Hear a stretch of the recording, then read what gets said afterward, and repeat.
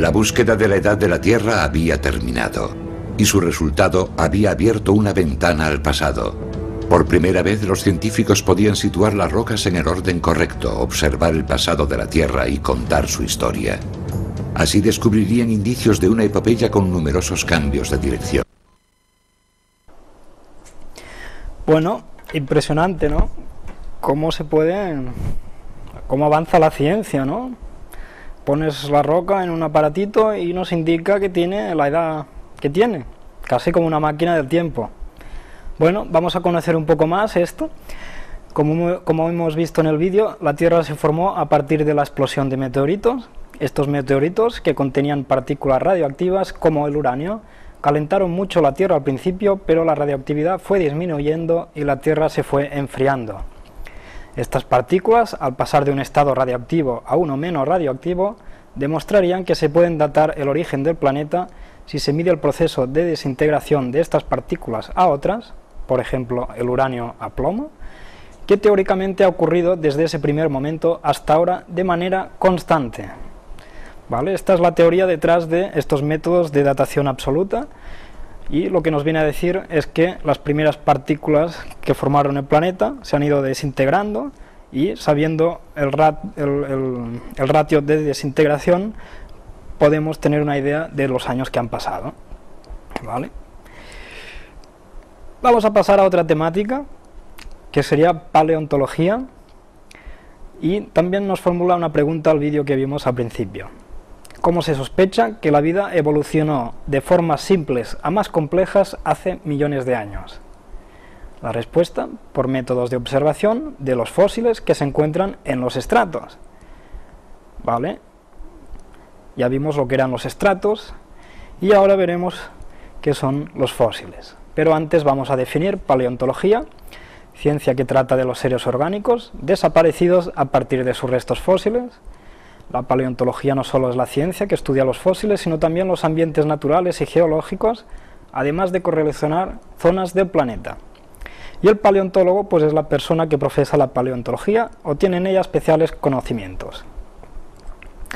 Vamos a ver un vídeo sobre fósiles, muy entretenido, pero que nos va a dar una definición bastante buena de lo que son los fósiles.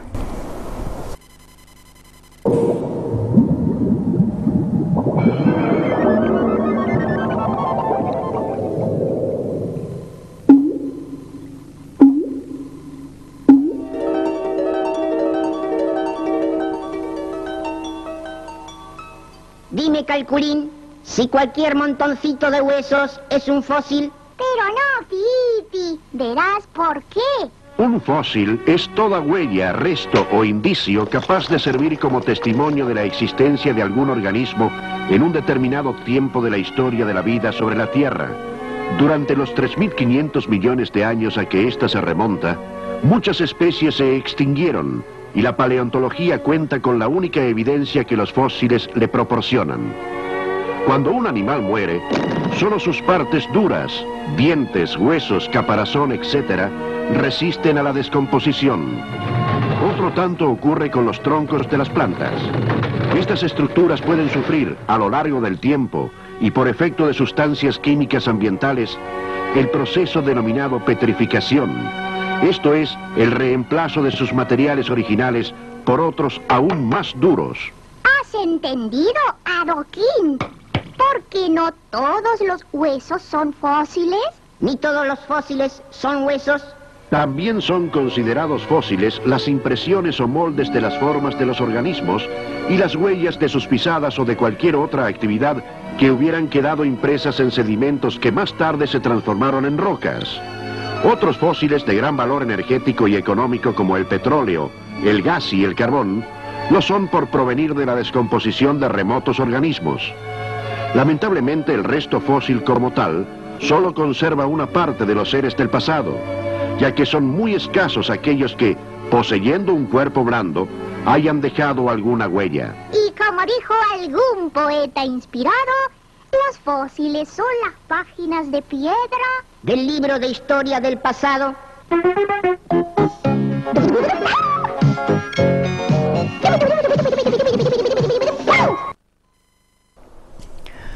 Bueno, creo que todos hemos oído hablar de fósiles alguna vez. Vamos a ver una definición. Los fósiles son restos de organismos que vivieron en otras épocas y que actualmente están integrados en el seno de las rocas sedimentarias. Huellas, excrementos, troncos, ¿vale? Un poco lo que hemos visto en el vídeo. Aquí hay varios ejemplos de fósiles, no solo están en rocas, sino también como el mosquito, que está en ámbar, ¿no? Vamos a seguir. La formación de los fósiles. Vamos a ver cómo se forman los fósiles, cómo se formaron, qué teoría existe para ello. La fosilización es un fenómeno excepcionalmente raro, ya que la mayoría de los componentes de los seres vivos tienden a descomponerse rápidamente después de la muerte. ¿Vale? Un fósil no es algo que se cree cada día o cada 100 años, son cosas un poco fuera de lo común, fuera de lo corriente. ¿Y qué sigue aquí? Para formar un fósil hay que tener un ambiente sedimentario, con lo cual los fósiles se encontrarán en las cuencas sedimentarias porque su sedimentación va a ser rápida y buena y su pH es básico que ayuda a que los carbonatos se conserven.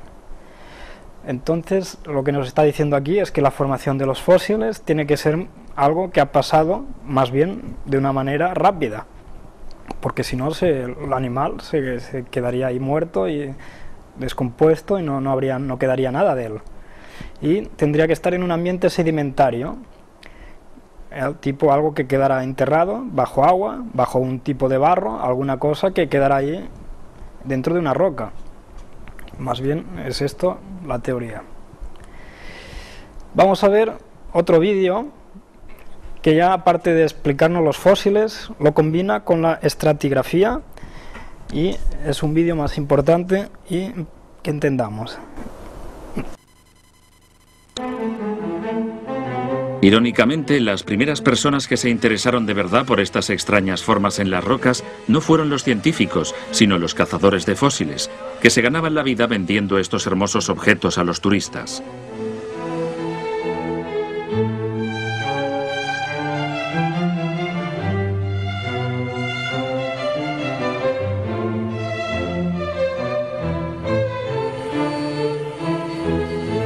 Los cazadores de fósiles en Lyme Regis pronto adquirieron un conocimiento profundo de los distintos vestigios que encontraron a lo largo de la playa. Había más de 1000 especies distintas solo en esta localidad.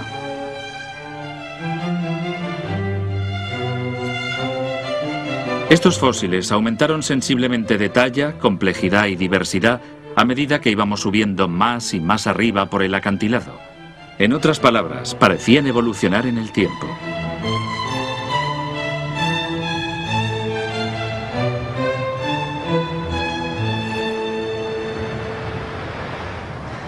Cada estrato de piedra caliza tiene una colección característica de fósiles, de modo que cuando los geólogos van a cualquier otra parte del mundo y encuentran la misma colección de fósiles, pueden decir, esa roca se formó exactamente en el mismo momento que las rocas de aquí, en Lyme Regis. Esto fue un gran salto hacia adelante para los geólogos en el siglo XIX, porque les permitió dividir el tiempo geológico en las conocidas escalas de tiempo que ahora utilizamos, el Triásico, el Jurásico y el Cretáceo. De este modo, gracias a la comprensión de cómo los fósiles evolucionaron y cambiaron a lo largo de los tiempos, podemos organizar una escala de tiempo. Clasificando los estratos de rocas según su contenido fósil, los científicos podían explicarnos cómo se relacionan los estratos de una parte del mundo con los estratos encontrados en otro lugar, si eran más jóvenes o más antiguos. Pero aún no podían determinar la edad.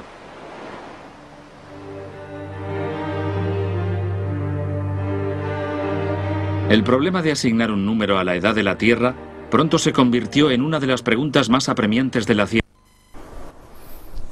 Bueno, otro vídeo que hemos visto y la pregunta que nos formulan al final, creo que ya la hemos comentado.